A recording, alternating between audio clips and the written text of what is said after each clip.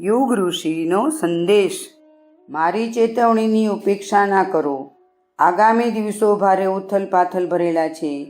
તેમાં એવી ઘટનાઓ બનશે તથા એવા પરિવર્તનો થશે જે આપણને ભયંકર તથા દુઃખદાયક ભલે લાગે, પરંતુ સંસારની અભિનવ રચના માટે તે જરૂરી છે।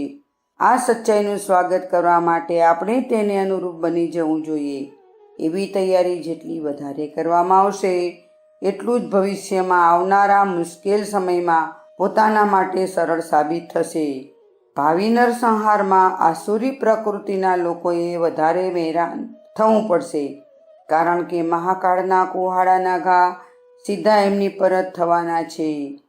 પરિત્રાણાય સાધૂનાં વિનાશાય ચ દુષ્કૃતામ ની પ્રતિજ્ઞા અનુસાર ભગવાને યુગ પરિવર્તન માટે દુષ્કર્મ કરનારાઓનો સંહાર કરવો પડે છે। આપણે કૌરવોની દુષ્ટ લોકોની મરવા પડેલી સેનામાં નહીં, પરંતુ ધર્મરાજની ધર્મની સ્થાપના કરનારી સેનામાં જોડાવું જોઈએ। આપણી સ્વાર્થપરાયણતા, તૃષ્ણા તથા વાસનાને વહેલી તકે ઓછી કરવી જોઈએ અને વિવેકશીલ, પરમાર્થી તથા ઉદાર મનવાળા સજ્જનોની નીતિ અપનાવવી જોઈએ। સંકુચિતતા અને કુરિવાજોની અંધારી ઓરડીમાંથી આપણે બહાર નીકળવું જોઈએ।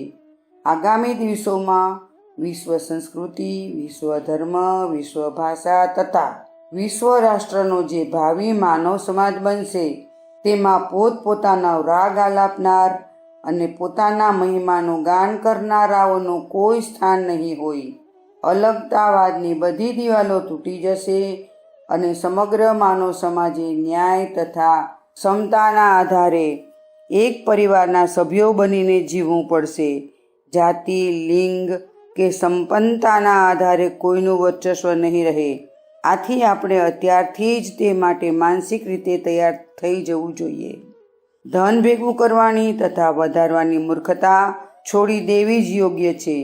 પુત્ર પૌત્રો માટે બહુ મોટો વારસો મૂકી જવાની હાસ્યાસ્પદ પ્રવૃત્તિને તિલાંજલિ આપી દેવી જોઈએ, કારણ કે આગામી દિવસોમાં ધનની માલિકી લોકોના હાથમાંથી છીનવાઈને સમાજ તથા સરકારના હાથમાં જતી રહેશે।